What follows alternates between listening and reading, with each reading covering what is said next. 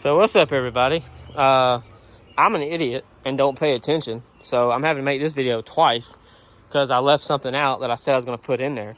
So anyway, I know y'all saw the video of the Crown Vic and all that stuff. It's on the road, blah, blah, blah. That's cool, whatever.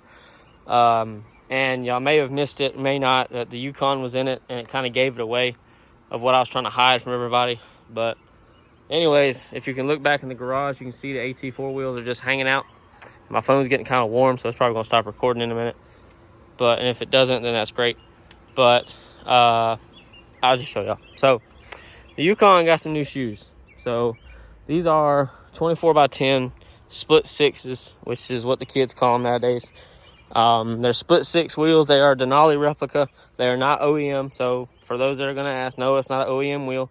It's supposed to look like one. They are, like I said, 24 by 10. I think positive 24 offset. I think. I'm not 100% sure. But you can find these anywhere. I did not order these from Custom Offsets. I ordered them from another company, but I'll show the paperwork in a minute of who they are. Because the reason why I ordered it from the one company I ordered them from is because they got here in 2 days. I ordered them on a Wednesday. They got here on a Friday. And if I would have ordered the same thing from Custom Offsets, it would have taken them almost 3 weeks to get this stuff to my house. Because it said the estimated ship date would have been the 16th. And I wasn't waiting that damn long. So I went ahead and got these. There's $2,500 for all of them, I think. 25 and some change. It's for the wheels and tires, the lug nuts and all that. They came already mounted and balanced. Mounted and balanced. And I just had to put them on the vehicle. Sweating my ass off in the process. And there's some other stuff I got for the Yukon, and there's one other thing I've done to it that I'm going to show you. There's one thing I don't have it with me because I'm an idiot and don't think about it. But anyway, the wheels are already balanced. They don't have tire pressure sensors in them, and unfortunately, they didn't give you that option, which doesn't bother me because if I need to, I can go rip them out of the other wheels I have.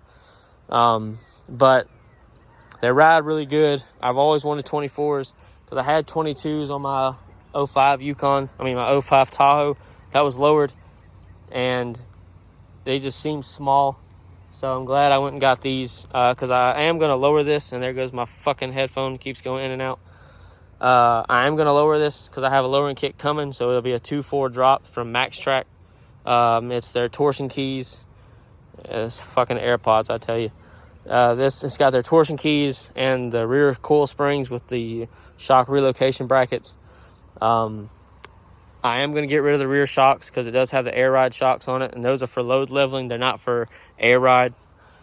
People get those mistaken all the time. They're not to enhance they're supposed to enhance ride quality to an extent, but they're really made to level it out when you put a trailer on it. But the airbag material on both of them is cut, and on one of them it's actually got holes in it. So therefore, they're of no use to me. I don't tow anything. They're just wasted on my vehicle.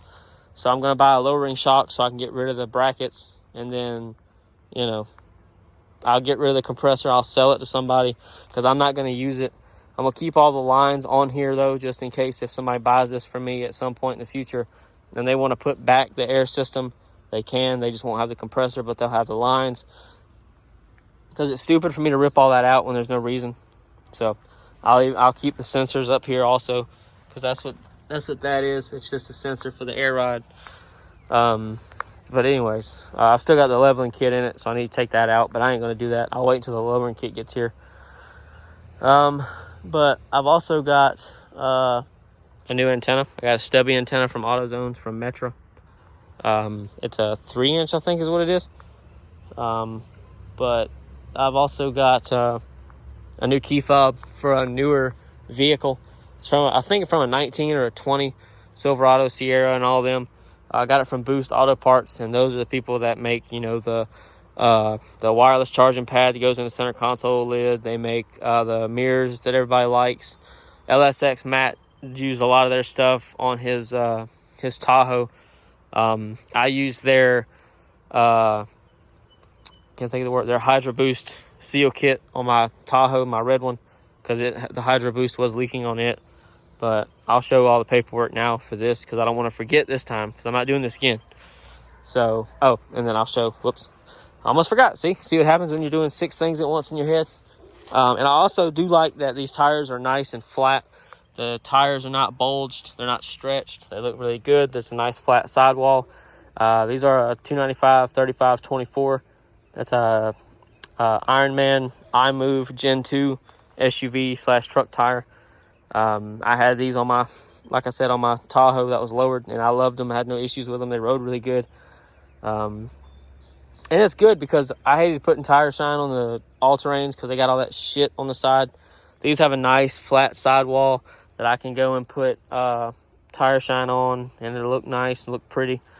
So that's that. But anyway, back to what I was talking about. So I said in one of my other videos that I was going to just dump the exhaust because I can't put it out the side like I want. So that's what I did.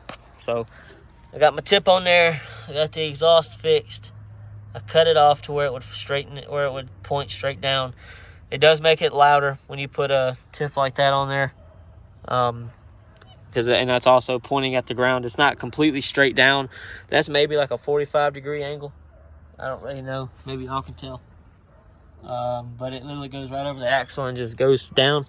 So I like it. I don't have my keys, so I can't start it to show y'all, but I like it. And then especially when I lower it, it's going to get even louder because it'll be closer to the ground, and it'll bounce off the ground and hit the bottom of the Yukon, and it'll be loud and not obnoxious. So yeah, but after I lower the Yukon, that's probably going to be it for a while as far as me doing stuff to it, because I've already spent a lot on it in the past month. The only thing I'll be doing to the Crown Vic is probably just putting window tint on it and probably buying a new grill and maybe some tail lights, and that's it. I need to leave it alone because I've spent too much money on it. I spent more money on it in the past day than I wanted to, but I had to do the rear end. I didn't have a choice. So anyways, so if anybody needs some tires and wheels for Crown Vic, I got 2 sets of 4 if y'all want them. I'm not going to give them to you, but I'll sell them to you. So this is everything. Let me see if I can cover up my name. Probably not. So that's the shit. That's the company. It's Easy Dealing Wheels and Tires. And I didn't realize they were in Georgia like I was. So that's actually why they got to me so quickly. But it said they're coming from Florida, so I'm really kind of confused. Unless that's where their warehouse is. But anyway, that's how much it was. It was actually $2,400. I thought it was $25. So I was wrong. But that's everything. Just in case anybody wants to screenshot it. It was $2,300 for the wheels and tires. They choose the tires for you, apparently. They choose between, I think, 2 or 3 different brands. I don't know if they choose between the tires because of the vehicle that's going on or what, but they didn't really choose the brand I was expecting them to choose, because they had Lexani as a brand and I wanted those, but I guess they decided, no, those aren't going to work. I don't know. I don't know. It doesn't really matter. I mean, they ride fine to me. They're all-season tire, so that's all I needed. I didn't need a real big performance tire because that's not a race car. So, but yeah. So, anyways, I'm not paid by anybody for anything I show. Everything I show is because I want to be nice and do that. I don't have to, but I choose to because it helps. Because I've always watched a lot of videos that go and say, hey, well, what's that? And you don't go and put where you got it, how much it was, what's the part number, you know, did you have to go to China to get it? Did they have to go and raid somebody's house for it? You know, all that shit. So there you go. I try to help as much as I can if I remember to do the part numbers and stuff. And I try to show, I'll probably make a video talking about the rear end and what I did and what I needed to take it out. So, you know, bolt sizes, socket sizes, wrench sizes, any special tools, blah, blah, blah, all that stuff. I try to help as much as I can. So, anyways, that's all I got for you guys today. It may be a minute before I make another video. It'll be obviously about the Yukon, and I'll lower it so the next time you see it, it should be sitting a lot lower to the ground. But other than that, that's it, and I hope y'all have a good day.